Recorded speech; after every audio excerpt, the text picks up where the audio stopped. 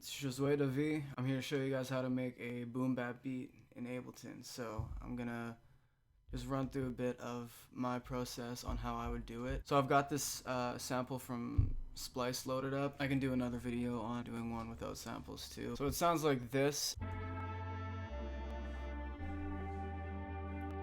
Yeah, there's a number of ways to chop up samples in Ableton. Sample from there, drag it onto this simpler instrument right there, alright? So you're gonna select slice mode. You can't see my mouse for some reason, I gotta figure that out. Just on the device, on the simpler device, there's slice, one shot, classic.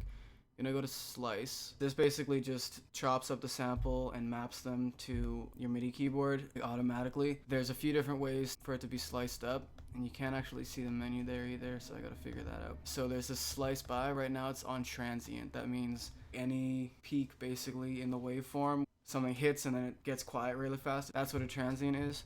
So every hit will be turned into its own chop basically. Anytime there's a kick or a snare, Ableton does a pretty good job of finding those. However, those are not what I want to use today. What I want to use is beat, and then I'll change our options here. We'll get division. This is just how frequently it's chopping it up. So if you do it every 2 bars,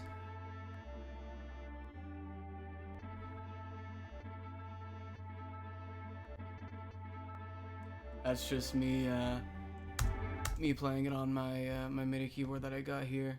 So a lot of this sample is actually pretty repetitive, so I'm gonna bring it back into arrangement view, and I'm honestly just gonna keep this first quarter of it. So I'm gonna drag this over here.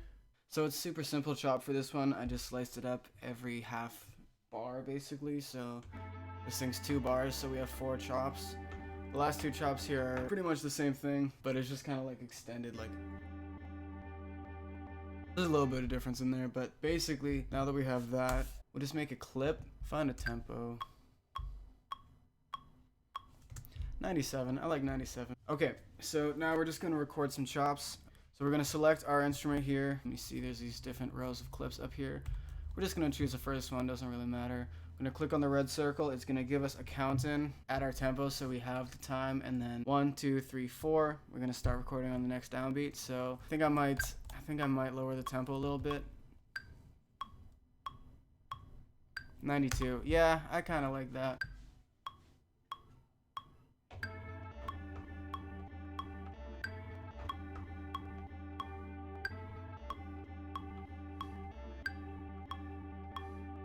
Next, I'm gonna get a drum kit. I'm just gonna load up this preset that I have made already. So at this point, it's pretty much the same deal. This is a pretty basic drum rack that I have loaded up here, but it's just kick, a snare, and a hi-hat. For a boom bap, you're gonna kind of want to not keep it so on grid. If you play a little offbeat, it really adds that kind of drunken drummer feel. Lots of J Dilla stuff was done like that. Lots of classic boom bap stuff. So we're just gonna record some drums on top of there.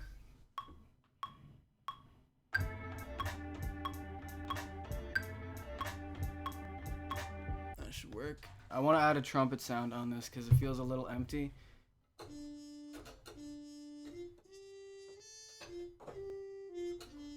Alright, so I've got this this trumpet sound loaded up from Contact. It's actually a free plugin you can get that has a lot of dope sounds in it, so I would highly recommend looking up the Contact player. I'm just gonna find a loop with these sounds. Just something that works over the beat, so I'll just do that and then I'll just come back when I found something cool.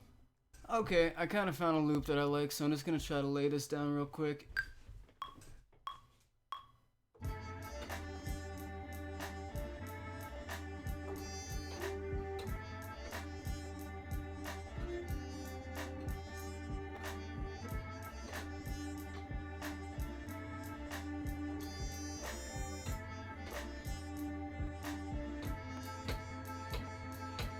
Cool, good enough. So I would say probably honestly more important than everything else that we've done so far is the bass. So this one says rock electric bass, but it's pretty much just a clean bass signal, so it'll work for most stuff.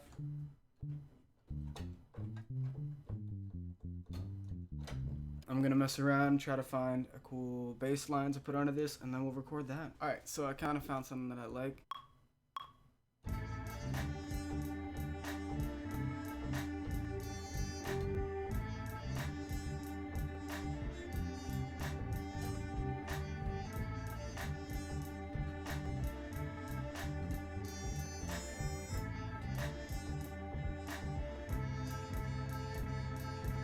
think that works. We're definitely gonna have to do some mixing with this because, well, you hear it. So, okay, I'll take you through like a very basic mixing process. We're not gonna dive into complicated mixes or anything like that, but basically we're just gonna try to get the levels up, EQ some stuff, maybe put a bit of compression on like the bass and maybe the drums. First thing I like to do actually is grab a utility and set it to negative infinite decibels. We're gonna copy this and we're gonna put it on everything. It's gonna make everything silent, and then we're going to dial everything in appropriately. So what I'm gonna start with is the bass. So we're gonna dial in the bass first. I think we should actually add a compressor on the bass right away because it's not the best signal as is. So I'm gonna really quickly. Compression basically it pretty much flattens a signal, meaning it brings quiet parts of a signal up, it raises them in volume, and higher volumes, higher sounds, lower. So if you have a sound that's really variable in the volume, it'll try to even that out for you. It can do a lot to shape the sound, but we're not going to get into compression in this video. I will do a full video on how to properly do compression in the future, but it's a bit complicated to get into for this, so it's kind of whatever, but we're just making a beat right now. We're not going for the best mix in the world, but it'll work. So what I like to do is the drums and the bass first. I like to dial them in and then sort of have that just as the foundation and build everything around that. So I'm gonna bring in the drums now.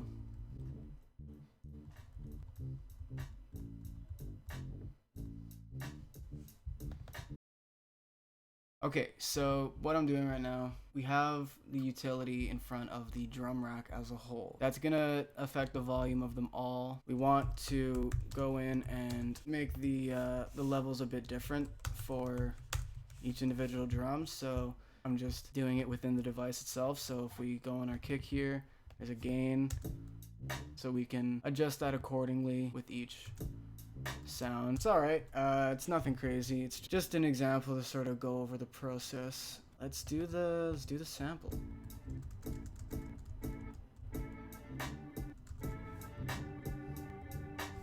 And then the trumpet.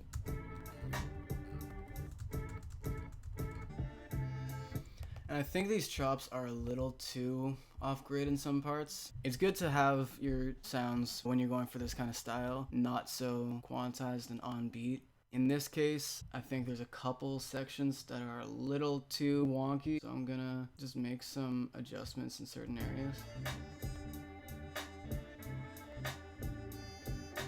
Alright, so I think our sample could use a bit of EQ. A good free equalizer is TDR Nova. Unfortunately, I can't show you that either. I'm gonna get the VSTs fixed for the next video, but basically it's a graphical EQ. If anybody is familiar in FL Studio with the parametric equalizer 2, it's very similar to that in that it's a graph that you're shaping. Basically, what I'm gonna do is just get rid of some lows. Seems like there's a bit of muddiness in the lows, so I'm gonna do just a high pass filter on the majority of that.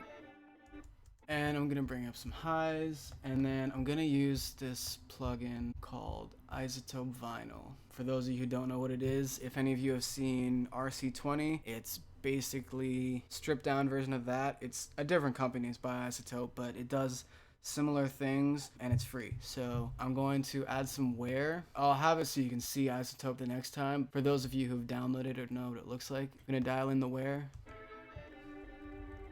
So if I go to 100, you really hear it. I'm just gonna bring it to like 20 and then add some warp. Bring the ear down to like 1970. That's probably alright for now with everything.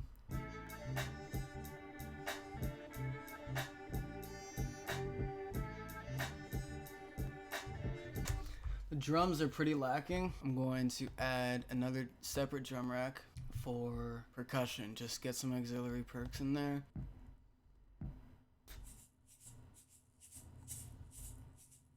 I'll get that perk loop in there, that shaker loop I mean. So what I'm doing right now is loading a loop into the drum rack. You wouldn't normally do that for this kind of thing. You would just load in one shots and then play them as MIDI. Basically what that means is I'll have to turn on warp here to get it to synchronize properly. And I'm also going to change what sections we use. So that's a bit more on beat. I'll just have that there. I've got this loop from Sarah the Instrumentalist's Lo-Fi Spaceship Sounds, Volume 2. Shout out to Sarah the Instrumentalist. She hooked it up. I actually won her kit from applying to one of her contests, so that was super dope. Sarah the Instrumentalist, she's a real one. Gonna get some more perks.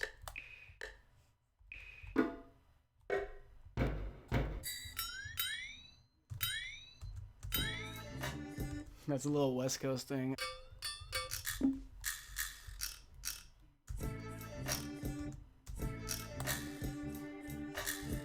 With perks, you just want to add a groove to it. There's 1,000,001 different ways you can use percussion to add some rhythm. Really just experiment. If it sounds cool, that's really all that matters.